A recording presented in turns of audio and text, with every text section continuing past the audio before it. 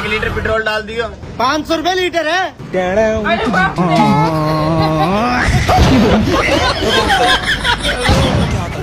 हाँ भाई, कितना वजन है? 108 किलो। कितने का बिकेगा? 13,000।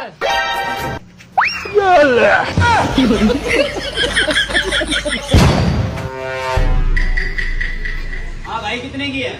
आप हमारे भाइयों वाला रेट लगेगा, सिर्फ 80,000 रुपए दे दो।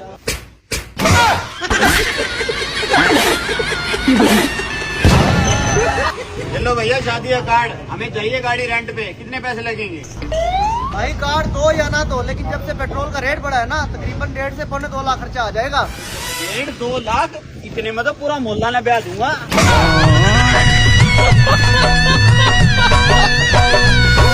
उज्जड़ गए वो बाग जिनके लाखों मालिक थे, गए जब सिकंदर दुनिया से उनके दोनों हाथ खाली थे।